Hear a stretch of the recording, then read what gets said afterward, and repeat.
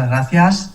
Y también pues agradecer, como no, a mi equipo, ¿no? A mi equipo de investigación, porque al final sin personas tampoco es posible, ¿no? el hacer la investigación. Así que, bueno, pues desde aquí también siempre les llevo mi corazón, van cambiando, porque bueno, eso es normal, pero aquí estamos, ¿no?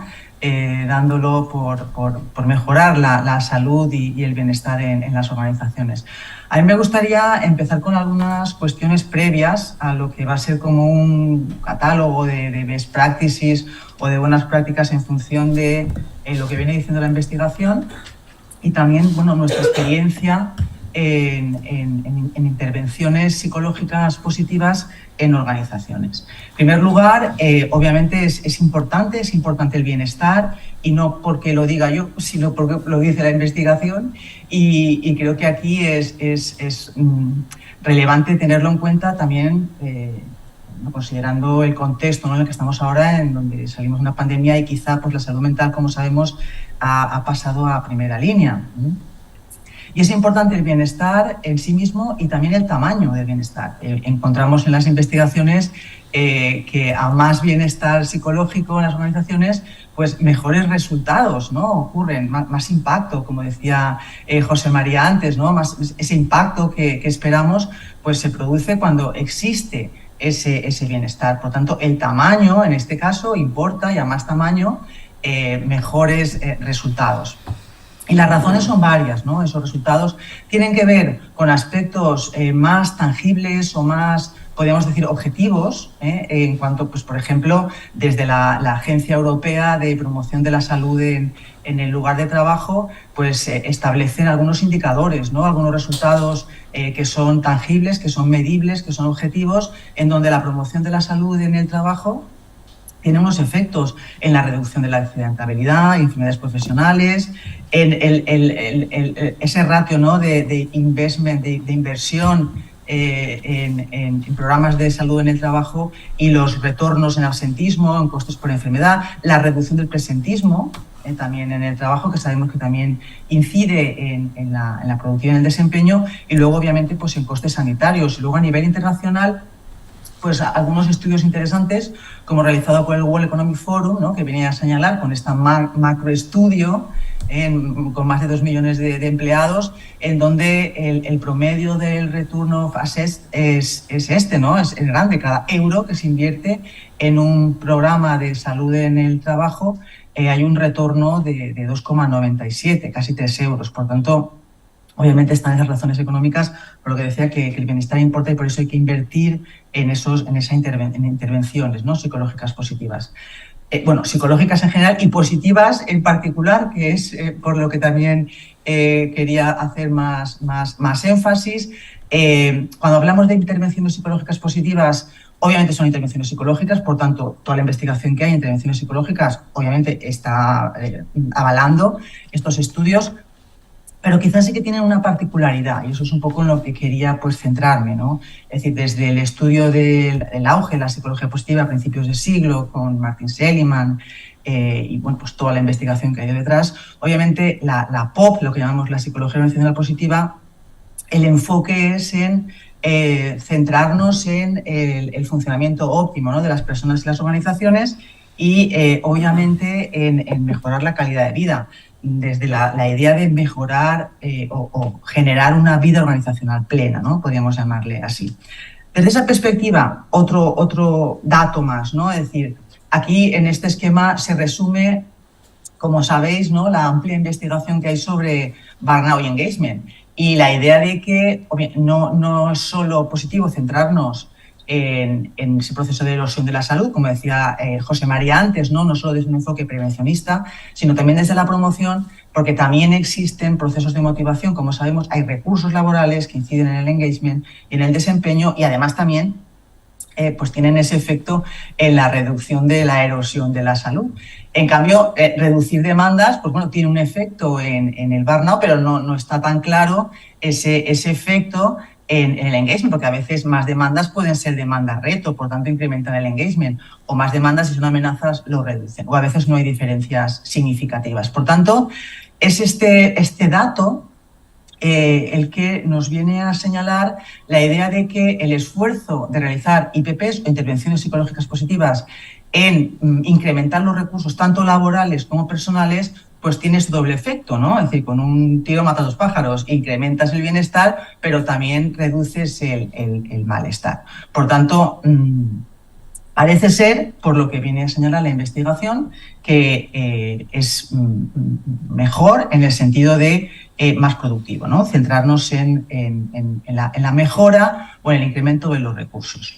Esas intervenciones psicológicas positivas que las hemos definido, ¿no?, como esas actividades tanto para personas, equipos organizacionales, desde esa perspectiva multinivel que comentaba también José María. Aquí, bueno, he estado escuchando con mucha pasión y muchas de las cuestiones que antes ha comentado José María, pues las voy a validar de alguna manera, con lo cual está bien, ¿no?, ese proceso de validación. Y se centra pues en esto, ¿no?, en mejorar el bienestar y el desempeño. Por tanto, desde esa perspectiva, otra cuestión previa que también quería poner sobre la mesa es la pregunta, ¿no?, clásica. ¿Se puede incrementar la felicidad? Hombre, si fuera que no, pues aquí no estamos haciendo nada, ¿no? Pero bueno, es verdad que sí, pero, ¿no? Como buenos psicólogos sociales, sí, pero. Hay determinados condicionantes, como por ejemplo los estudios, bueno, se publicó este estudio en el 78, ¿no?, por Bridman y colaboradores, en el Journal of Personality and Social Psychology, en donde se ve estudios hechos con ganadores de la lotería y con personas que habían tenido accidentes de tráfico, habían quedado tetrapléjicos, que en principio sí te da un bajón, te da un subidón, pero con el tiempo tiendes a ese proceso de adaptación hedónica o el set point, en donde, bueno, pues tenemos como un índice basal, ¿no?, de bienestar o felicidad, que los altibajos de la vida lo van regulando. Sí que es verdad que cuanto más altibajos mejor, más alti mejor que más bajos, a lo largo del tiempo. Pero esa es la sensación, la idea que tenemos de que a veces, por mucho que queremos mejorar y promocionar nuestro bienestar, nuestra salud, pues parece que estemos como en una cinta de correr, ¿no? Es decir, ahí haciendo muchos esfuerzos, pero al final pues no todos los beneficios que queríamos. Y esa es un poco la idea también de ese set point o el estudio clásico, ¿no?, que hizo Sonja Lubomirsky respecto a cuáles son los predictores de la felicidad o del bienestar, ¿no?, en donde, bueno, pues vemos que hay un porcentaje alto que está fuera de nuestro control, es decir, los aspectos genéticos, aunque ya sabemos que con la epigenética todo esto cambia, o las circunstancias donde naces, en qué país, en qué época histórica, que no podemos controlar, por lo menos por ahora, pero sí que hay un porcentaje amplio que eso nos da el margen en donde sí que podemos hacer esas intervenciones multinivel, a nivel personal y a nivel también organizacional, de ese 40%. Y ahí es donde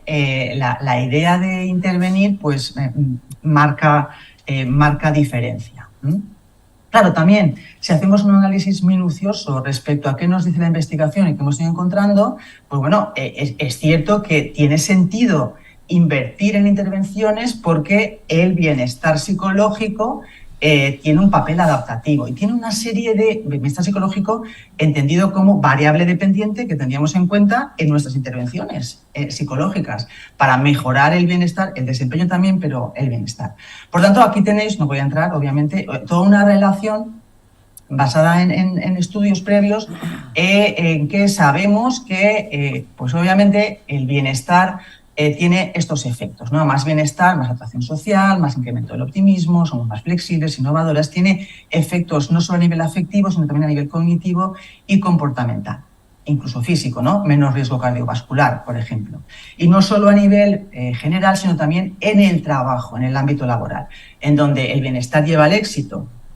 Estudios realizados, pues obviamente señalan pues, todos estos efectos, mejor seguridad en entrevistas de empleo, ocupan mejores puestos de trabajo, las personas con mayor bienestar, conservan más el empleo, mayor apoyo social, toman mejores decisiones, mayor resiliencia y un mayor desempeño. Un desempeño excelente dentro de la hipótesis del happy and productive worker, en donde, bueno, pues a mayor bienestar, mayor desempeño, que también sabemos que hay otras posibilidades, ¿no?, del trabajador infeliz, pero también productivo, etcétera, que también hay investigación al respecto. Por tanto, ¿qué hacer desde la ciencia, ¿no? Es decir, ¿qué podemos hacer? O por lo menos también contaros pues, qué hemos hecho nosotros, ¿no?, a este respecto. En primer lugar, obviamente, intentar pues, entender, ¿no?, qué es el bienestar organizacional.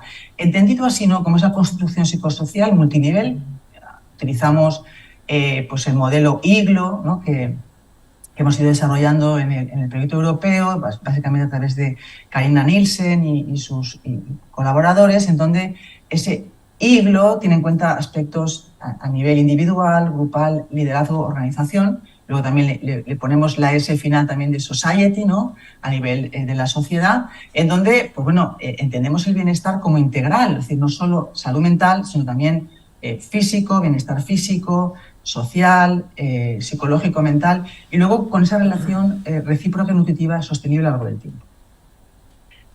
Bueno, hoy ya me he enterado, ¿no?, que ha sido publicado el libro, finalmente este libro en el que participamos justamente con un capítulo sobre bienestar organizacional, ¿no?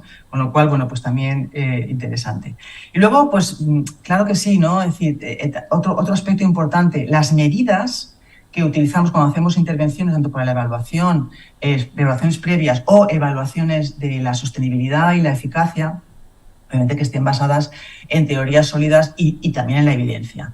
Aquí sí que hemos tenido una trayectoria en los últimos años a través de proyectos de investigación competitivos, tanto a nivel del Gobierno de España como a nivel de la Comunidad Valenciana, en donde bueno, pues, o a nivel europeo, en donde hemos ido trabajando con diferentes organizaciones para pues, basar esas intervenciones en evidencia, ¿no? Entonces, bueno, aquí tenéis algunas de las organizaciones en las que actualmente estamos trabajando de diferentes sectores, a nivel industrial, servicios, pequeñas, grandes, medianas empresas, que han participado en los diferentes proyectos de investigación y también con artículos 83 con la universidad, en donde pues hemos ido desarrollando toda esta investigación. Investigación básicamente en donde partimos de un diagnóstico inicial, en donde identificamos diferentes aspectos, drivers de bienestar, como recursos y prácticas organizacionales,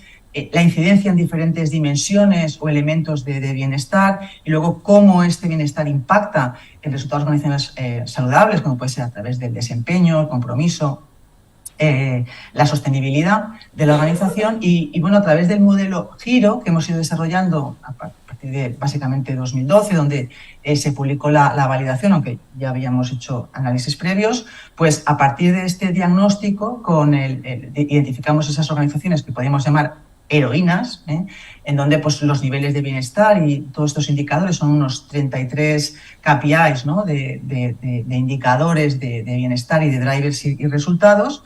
Pues a través de ahí, bueno, lo publicamos, como os decía, en 2012. Tenéis más información, no voy a incidir aquí porque no tenemos el tiempo, sobre la metodología y cómo hemos ido desarrollando diferentes giros, ¿no?, en positivo, para la evaluación de riesgos psicosociales, o el giro OS para hospitales, el giro GG para temas de diversidad de género y generacional, y el giro CHE como instrumento de identificación de riesgos psicosociales.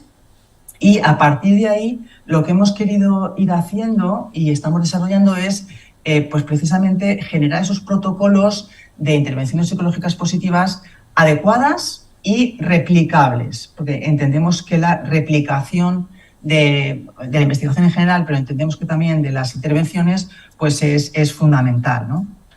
Por tanto, aquí voy a incidir un poquito más.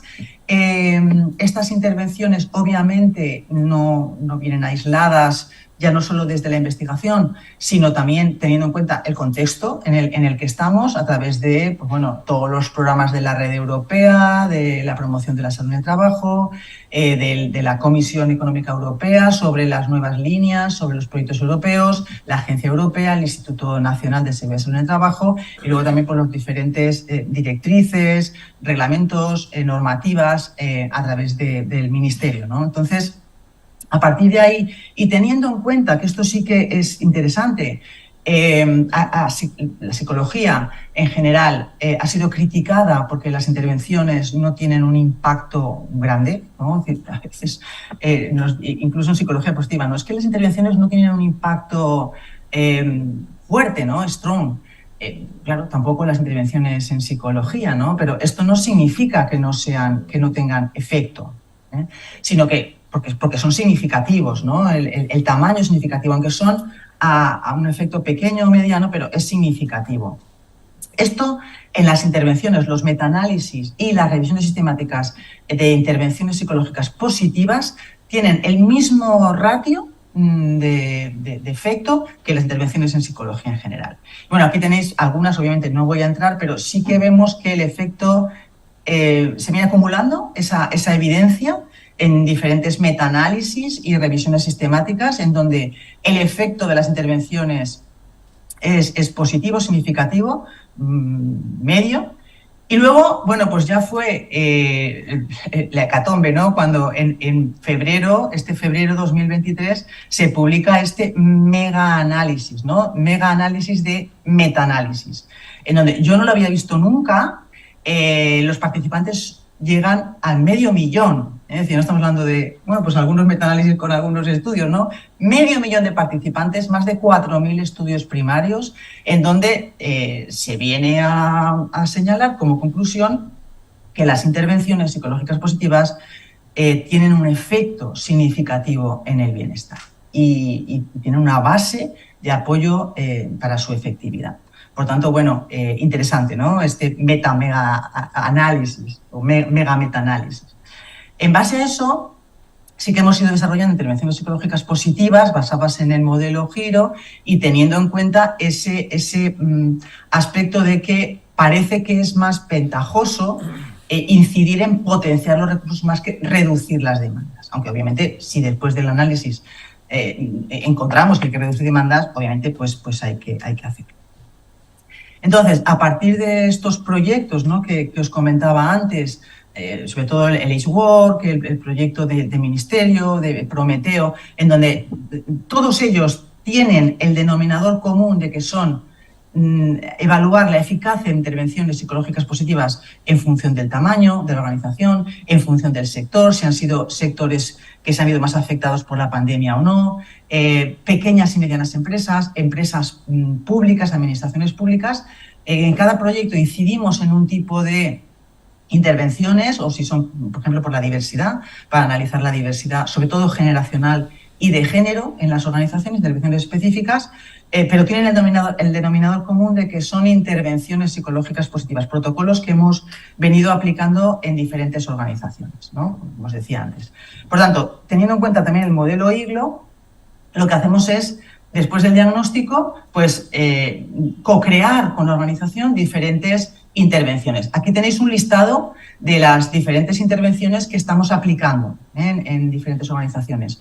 Pues a nivel de liderazgo, desde desarrollo de liderazgo positivo al coaching positivo, psicológico positivo en competencias de liderazgo, a nivel individual, gestión positiva del estrés, recursos psicológicos positivos, emocionales saludable, compasión, o a nivel de grupo, los programas de buen trato como alternativa a los protocolos de acoso psicológico, es decir, antes desde la promoción de la salud para evitar el acoso a más largo plazo, o a nivel organizacional, pues el survey feedback apreciativo basado en la indagación apreciativa, o bien la optimización de prácticas saludables o programas de desvinculación saludable de la organización. Bueno, aquí algunos ejemplos. Lo que os decía antes, que pretendemos a más medio o largo plazo también incidir en intervenciones en donde se haga mención a la S final, es decir, también el efecto o el impacto en la sociedad, porque el IGLO sí que es verdad que es muy intraorganizacional, pero esa S permitiría también abarcar el efecto, ¿no?, a los clientes, familias, instituciones, etcétera. Entonces, en base a estas intervenciones, que antes estaba haciendo un cálculo, rondarán las 100, más o menos, que hemos venido haciendo como 100 intervenciones psicológicas positivas, que hemos venido publicando en algunos artículos que están en la web, que no voy a entrar, algunas lecciones aprendidas, y con esto pues iré cerrando, ¿no? Básicamente lo que he ido comentando, pero ya focalizándonos en algunos aspectos, porque sí que es importante tener en cuenta que es posible incrementar el bienestar en las organizaciones, lo avala la investigación previa, muchos años, menos años quizá la psicología positiva y las intervenciones en psicología positiva, pero ahí está, tenemos esa evidencia.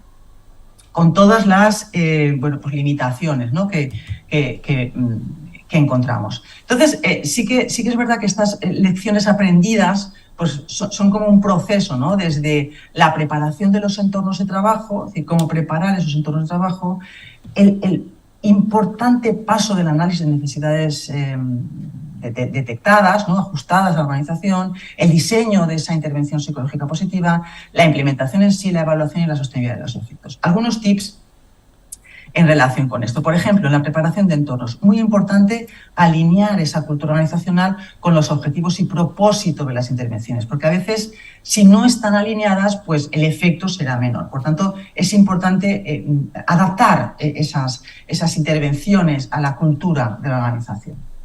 Obviamente el compromiso de la dirección y los stakeholders, ¿no? Que comentaba antes también José María. Desde nuestra experiencia, si el CEO, sobre todo, o dicho de otra forma, en aquellas intervenciones en donde el CEO está implicado 100% desde el principio, el éxito de la intervención ha sido mucho mayor. Es decir, tenemos más probabilidad de éxito. La importancia de esa comunicación fluida, ágil, realista, sobre todo con las personas de contacto con la organización. La persona de contacto es fundamental en la organización para poder trabajar con ellos. La participación de los trabajadores y la dirección, tener en cuenta, como decía antes, ¿no? Hemos estado comentando, la naturaleza multinivel de la organización, que sí que es verdad que hay muchos estudios, mucha investigación ya sobre ello. El otro día en el Congreso de la IVO, ¿no? La mayoría de trabajos son multinivel, estudios multinivel, pero no hay tantas intervenciones multinivel. Esa es la diferencia, creo yo. Es decir, la importancia de que al final muchas veces las intervenciones se quedan en nivel individual. Programas de training, formación sobre mindfulness. Entonces es a nivel muy individual.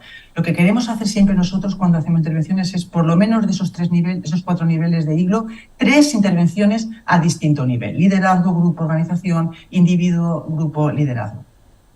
Para tener en cuenta que las intervenciones también sean multinivel, no solo los modelos teóricos, que lo son, y tenemos muchas veces también la intervención. Y luego, pues obviamente, combinar ese rigor científico y la relevancia práctica, porque también tenemos que tener en cuenta que a veces no todo lo que queremos hacer en la organización es posible desarrollarlo. Por tanto, esa visión práctica de finalmente lo que también es más necesario o más urgente, ¿no?, para la organización es importante.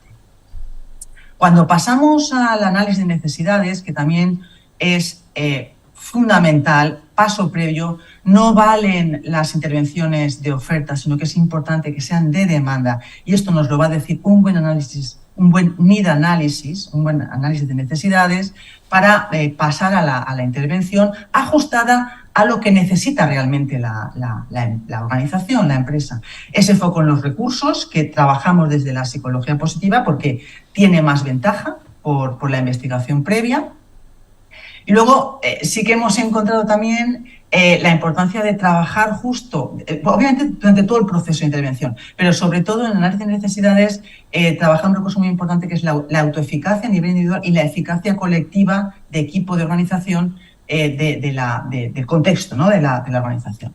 Porque al final, un poco pues la profecía autocumplida, si crees que no puedes, no podrás con ello, pues obviamente ocurre que no puedes, o al contrario. Por tanto, importante el trabajo de la autoeficacia y la eficacia colectiva. En los diseños de la intervención, obviamente basadas en la evidencia científica, teorías sólidas y que sea multinivel. La importancia de esa planificación realista, es decir, antes también lo comentaba, ¿no?, el que esté ajustado a la organización, y también priorizar el balance esfuerzo-resultados y la co-creación, ¿no?, y de ese desarrollo final de cuáles van a ser las intervenciones que vamos a implementar, ¿no?, en la organización. Porque muchas veces desde la universidad, ¿no?, queremos que todo sea perfecto, ¿no?, y que esté alineado con la investigación, y a veces esto no es práctico, o el esfuerzo que supone no llega a ser tan relevante. Entonces, hay que balancear, y esto es importante. Obviamente, las muestras que estén aleatorizadas y que sea un diseño controlado, desde nuestra perspectiva es lo importante. A veces esto no es tan fácil en la organización, pero de verdad que lo intentamos y lo conseguimos. Simplemente es buscar la forma más adecuada de hacerlo en cada organización, porque existe esa forma más adecuada.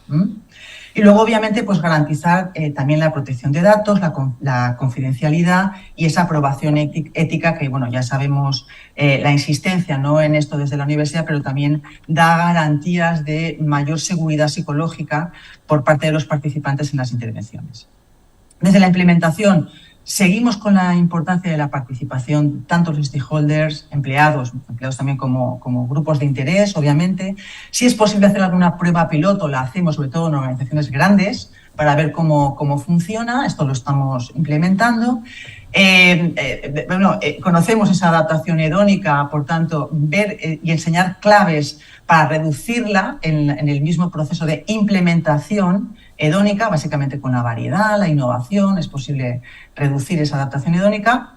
Y súper importante conocer previamente ya los mecanismos psicológicos que explican por qué una intervención funciona, una intervención psicológica funciona, que ya la conocemos desde la investigación previa, para también incidir en ellos durante la implementación de esas intervenciones. Cuando ya pasamos a la evaluación, obviamente tiene que ser esa evaluación continuada durante todo el proceso, con el pre, post, follow-up como mínimo, 3-6 meses, depende del tipo de intervenciones, con medidas y escalas validadas científicamente, validez de constructo, obviamente con otros tipos también de validez. Y luego, pues también, trabajar en la evaluación, lo que nos está resultando muy interesante es no solo basarnos en esa información cuantitativa, sobre todo a través de los surveys o las encuestas y los cuestionarios que utilizamos, sino también toda esa información cualitativa que trabajamos con entrevistas semiestructuradas, focus groups o grupos focales, información cualitativa que obtenemos también en los cuestionarios. Es muy importante también para dar contexto y también pues, comprender las diferentes versiones de los diferentes stakeholders. Y finalmente, para nosotros, la joya de la corona es cómo sostener los efectos. Obviamente no es solo propio de la psicología positiva, sino que sabemos que se produce ese efecto luna de miel después de las intervenciones y se produce ese subidón en el bienestar, pero luego a la larga, como todo, si no se practica, pues acaba pues, reduciéndose, ¿no? Y viene el efecto resaca. Por tanto, este es uno de los temas que estamos trabajando ahora con mayor detalle, pero es muy importante el trabajar o garantizar la sostenibilidad. ¿Cómo lo hacemos? Pues estudiar el impacto medio, corto, largo plazo, utilizar medidas distales del bienestar, pero también proximales una vez acaba cada intervención, esa comunicación siempre abierta y transparente con las personas de contacto dentro de la organización para ver esas reuniones de continuidad, de seguimiento, que hacen que no se pierda ese contacto con la intervención, el uso de tecnologías digitales, por ejemplo, a través de apps u otras, en donde se hace ese seguimiento de los resultados, el refuerzo positivo por parte de facilitadores y líderes, entrenar a los líderes, esto también es importante, generar la figura de lo que llamamos los wellness champion, que son personas dentro de la organización que se encargan de mantener vivos los efectos de la intervención, también a través del impacto y la transferencia. Es fundamental que se procure la transferencia en el puesto de trabajo en la organización de la formación recibida en las intervenciones, si estamos hablando de formación o si estamos hablando de impacto a nivel organizacional también, garantizar los refreshments, que estamos trabajando en ello, y luego fomentar la utilización de nuevas conductas. Y con esto acabo, institucionalizar las intervenciones en el contexto desde la corresponsabilidad. ¿Qué es esto? A ver, algo que estamos encontrando es que muchas veces se pone el foco solo en la persona, en el trabajador, que es el responsable de su del bienestar. Y bueno, es una parte, si es multinivel, es una parte del individuo, pero hay otras partes más. Por tanto, importante la corresponsabilidad en los programas de bienestar. Obviamente es responsabilidad de cada uno, de cada trabajador, a través del autocuidado y el aportar bienestar a su entorno. Cuando yo me encuentro bien, también hago posible que los demás a mi alrededor se encuentren bien. Por tanto, es ese efecto recíproco, pero no solo a nivel individual. Y además no solo es una política de recursos humanos, sino que cada manager, cada líder tiene que también cuidar las relaciones interpersonales con sus colaboradores y el bienestar de su equipo, con esos bienestar, ese clima de bienestar. También incluir el bienestar como valor estratégico de la organización a través del compromiso ético y la cultura de la organización. Por tanto, ya no es responsabilidad de individuos, sino también de la organización. Y obviamente, si nos vamos a la S de IGLO, con la S final, pues también es un compromiso social y político a través de generar políticas públicas de bienestar y salud mental en el trabajo, en donde la psicología obviamente tiene mucho que aportar. Por tanto, el tamaño del bienestar importa. Me gustaría acabar con una frase, todos conocemos a Santiago Ramón y Cajal, y su famosa frase de que la persona, si quiere, puede ser escultor de su propio cerebro. Yo iría un poquito más allá y diría que toda organización, sociedad, si se lo propone, también puede ser escultora de su propio bienestar. Y nada más, muchas gracias y estoy aquí dispuesta si hay preguntas luego para comentar. Gracias, de verdad.